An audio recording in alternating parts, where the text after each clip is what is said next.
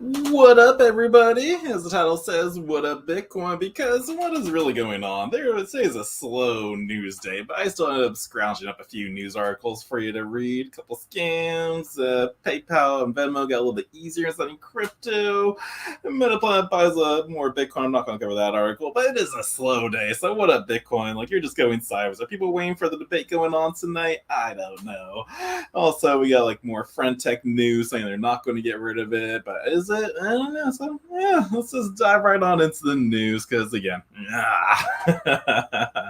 again, like I said, first off, like Metaplanet buys an additional $300 million worth of Bitcoin. I'm not going to go through this article, just letting you guys know that they purchased another 400, or not another 400, but they bought another 2.2 million Bitcoin, or 300 million yen, and now they hold 398.8 Bitcoin. So way to go, guys, on that one. So they're the ones that bought the dip. So those who sold, these guys bought it. So yeah, we're not going to need to go through this article because again, it's just covering that they're one of the more vocal people out there. We used to hear a lot of news of MicroStrategy out there. But yeah, so those guys bought the dip.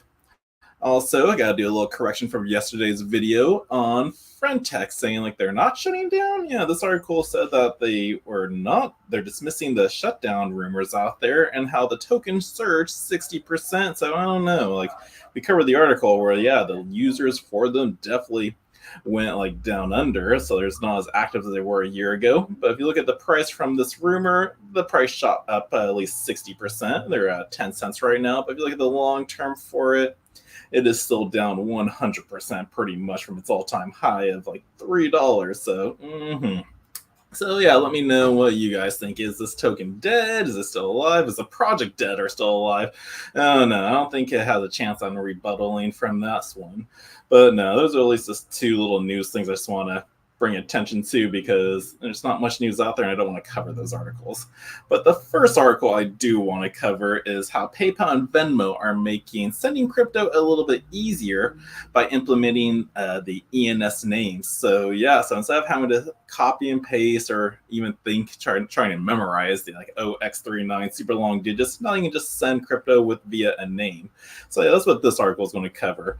PayPal and Venmo users can now send crypto payments with ENS names. The feature available initially for US users will simplify how users interact with crypto on these platforms, and the company said in a release. So, US payment processor PayPal and Venmo have just added the support for the Ethereum name service, meaning that people can send crypto payments to ENS usernames, according to a press release from ENS Labs. So yeah, instead of having to send like that long address by just copying and pasting it, you can go, oh, yo, just send it to Sherpa.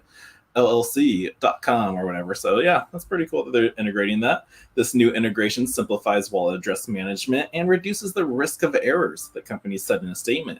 The feature is available initially for US users only right now, but it will simplify how users interact with crypto on these platforms. Previously, users had to input long wallet addresses manually, which I don't know why they would do it manually. That is a no-go. Scanning QR codes definitely make it a lot easier, but creating friction and increasing with the risk of sending funds to incorrect recipients. And again, when you send crypto, always verify the first four, the last four. If you want to verify the whole thing, go for it. That just makes you even more secure about it.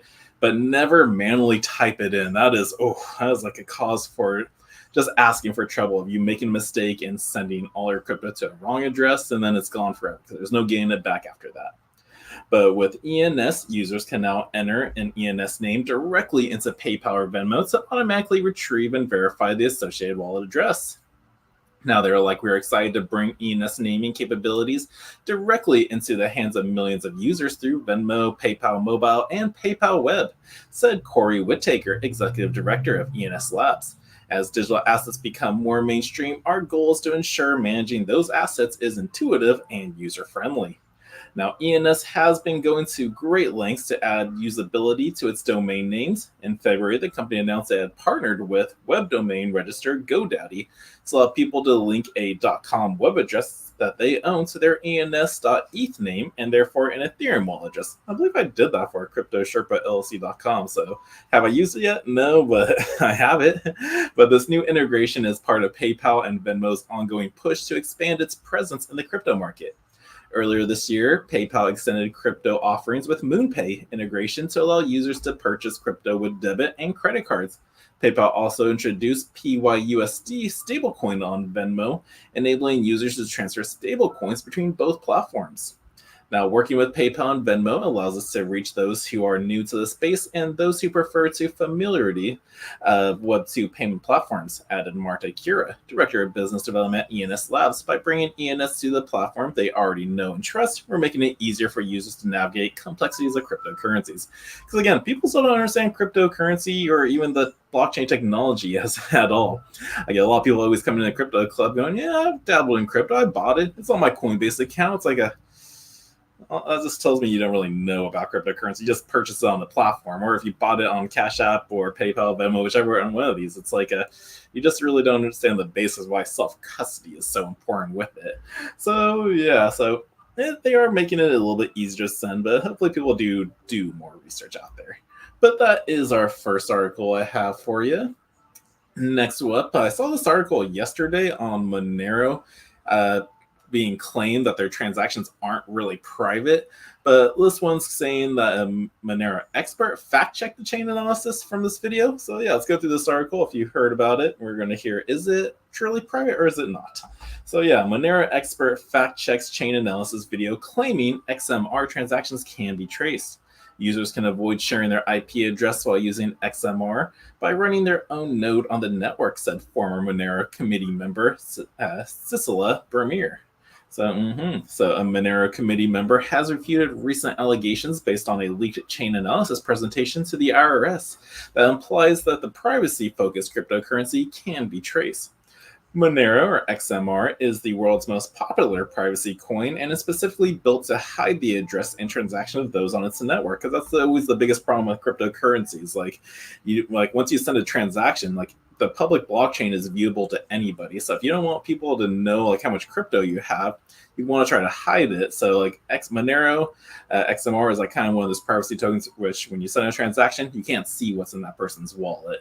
And there are a couple other coins out there, but again, this article was claiming that it wasn't truly private. So But privacy coins have become very popular for use cases that require a high degree of anonymity. And while there are lots of legal reasons, someone may want financial anonymity. Law enforcement has often associated privacy coins with ransomware payments, illegal transactions on the dark web, and money laundering. As a result, privacy coins, an umbrella that also includes Zcash and Dash, are banned in countries such as Australia, Japan, South Korea, and some parts of the UAE.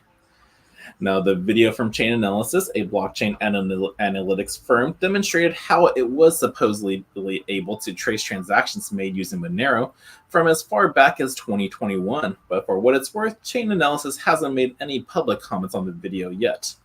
So it's still up in the air right now of checking the IP address can really track it. So there's still more research to come. So I'm sure we'll probably get some more articles down the road.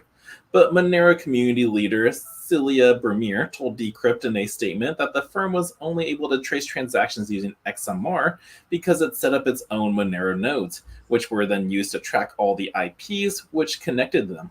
Now, Bermier was appointed to the Magic Monero Fund in 2022, a committee that decides the future technical direction of Monero. She termed chain analysis nodes as essentially fake proxy nodes. She then explained how the firm used the metadata harvested from the fake nodes to power its transactions tracing tool.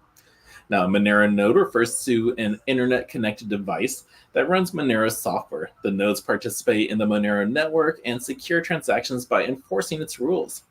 Now, nodes download the entire blockchain to determine which transactions have taken place, and XMR users can choose to use their own node hosted locally on their own devices, or an external remote node, such as in the case of Chain Analysis study.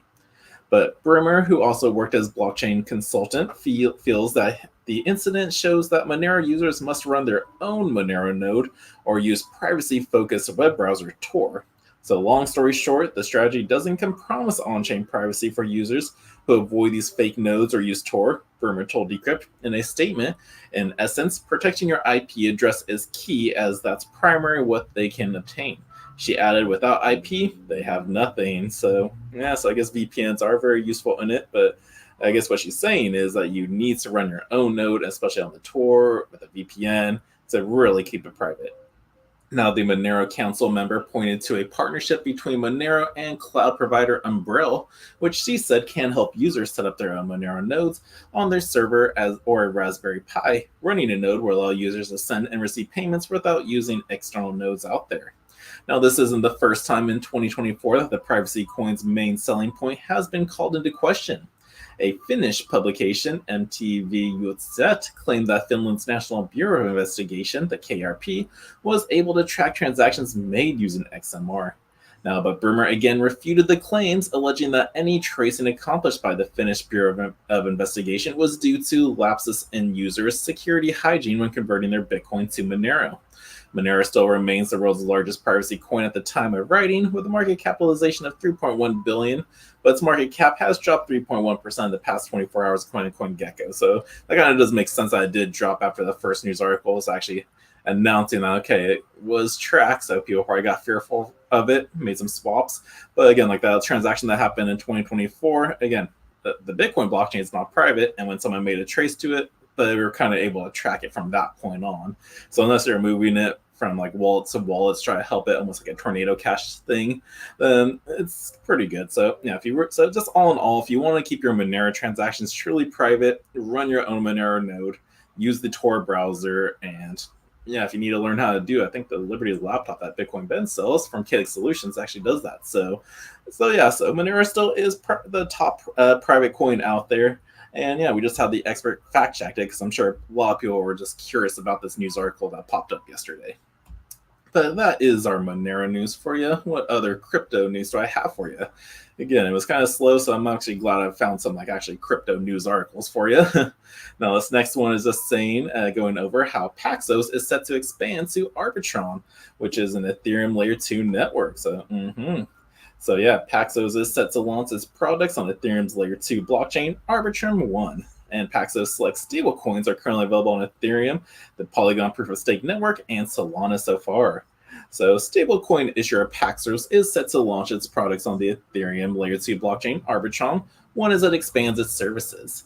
Now, while it's unclear which specific products Paxos will launch on Arbitrum, Luke Zhao, FinTech Partnership lead at Offchain Labs, the developer of Arbitrum, said in a statement on Tuesday that Paxos has decided to bring its stablecoin issuance and regulated tokenization platform to Arbitrum. We're excited to see the transformation impact this and how it will be affected on DeFi and the broader Arbitrum ecosystem, Zhao added. Now, Arbitrum 1 is one of the largest Layer 2 networks with over $2.5 billion in total value locked, and the Arbitrum is known for its speed, security, and scalability, which is critical to driving long-term adoption of digital assets across industries, Walter Hizzer, head of strategy at Paxos, said in a statement. In the next 3 years, the adoption of stablecoins by both retail and institutional users will explode, and Paxos will drive the paradigm shift. Now, the Paxos selected stablecoins are currently available on Ethereum, the Polygon network, which is Matic, and Proof of Stake network, Solana, according to its website. So those are the 3 places you can get the user stablecoin. So they're just seeing it as they're just expanding their chart because USDT, the biggest one, is already like on many platforms. I think I just helped a guy that came in today who was actually getting scammed by some product, just letting him know it's like that was a fake coin. But no, so Arbitrum or the Paxos network is just expanding. And algorithm, I'm looking at the comments now. Bamboo, what up, Bamboo? What about Theta? I don't got no Theta news for you today. I think I already covered that in the last video. But that is our Paxos news. And again, that's basically all the crypto news I have for you. Now we're going to move on to the scams that took place in the last 24 hours. First one being a fake Apple CEO, Tim Draper, that popped up on during their Apple iPhone 16 release. So yeah, this one's coming from Cointelegraph. And crypto scammers deepfake Apple CEO Tim Cook during the iPhone 16 live stream. A deepfake of the Apple CEO asked viewers to deposit crypto into a wallet address and bids to pull off the common double your money scam. So I'm pretty sure everyone who's watching already knows about like the double your scam crypto, but I always got to repeat it because people are still falling for it. They still want to double their crypto, double their money as fast as they can. So they see something fake, they believe it, they don't think it's or they don't even know what's a scam, and they go, oh, let me just send my Bitcoin over to that address and I'll get double it. Nope, it's gone forever. So I always got to report on these so you guys do not fall for it, even though, again, this should be just common knowledge, but again, sometimes common knowledge isn't so common. But yes, let's go through this article. YouTube was flooded with live streams featuring deep fakes of Apple CEO Tim Cook that shilled crypto scams amid the tech giant's own live stream, unveiling its latest generation of iPhones. In one of the September 9 scam streams shared on X, an artificial intelligence faked the Cook and asked viewers to send Bitcoin, Ether, Tether, or Dogecoin to a contribution address, claiming Apple would send them double the amount back, which is a no. They will never do that. Now, once you complete your deposit, the system will automatically process it and send back double the amount of cryptocurrency you deposited, the AI fake Cook urged. Now, the videos are common double your money scam that promises to send back double the amount of any crypto sent to an address, but in reality, the fraudsters keep the funds. Now, here is that tweet from Bear Pig.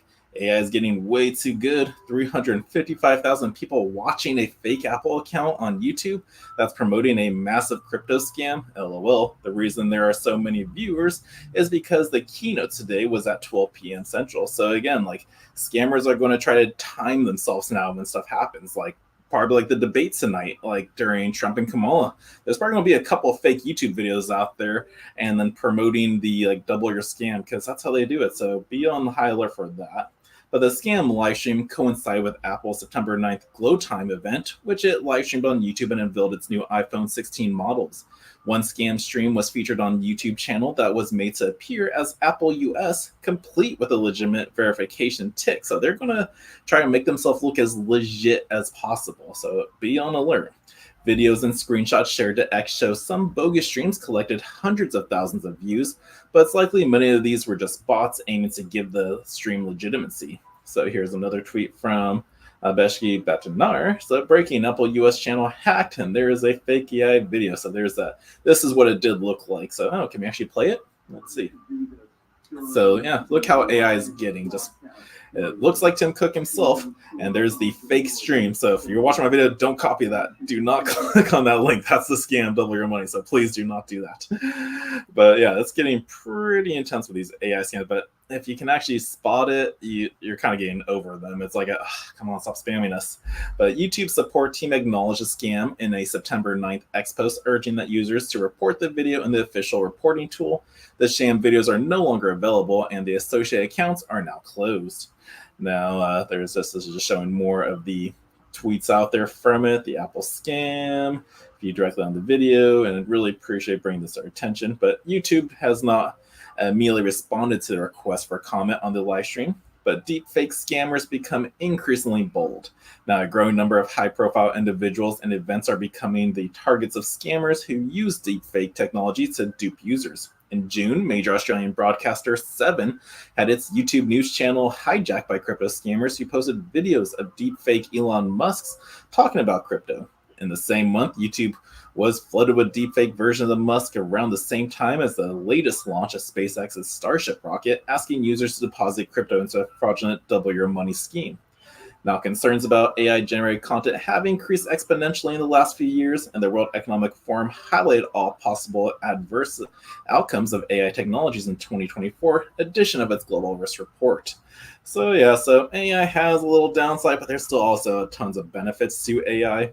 But this is just one of the negative dark sides of it. But again, like the article said, like they are timing when these fake scams like go out. So there's so many scams you just gotta be alert on. This one is hopefully very knowledgeable that you do not fall for it. And then there's also phishing email scams out there. I think I was brought aware of the Elipal crypto wallet. Like there's an email going out there, and like so just be careful of phishing scams out there unless you know it's an official one. And then the biggest one of them all is romance scams, or how I like, it's a better word for a pig butchering. It's very demeaning, but it gets the word out on it. Just be careful with all these scams out there. Protect your internet hygiene and just educate yourself on them so you don't fall for them. So that was our first crypto token scam out there that was going on today. And the next one involves XRP. So yes, Ripple CTO issues crucial crypto scam alert to the community.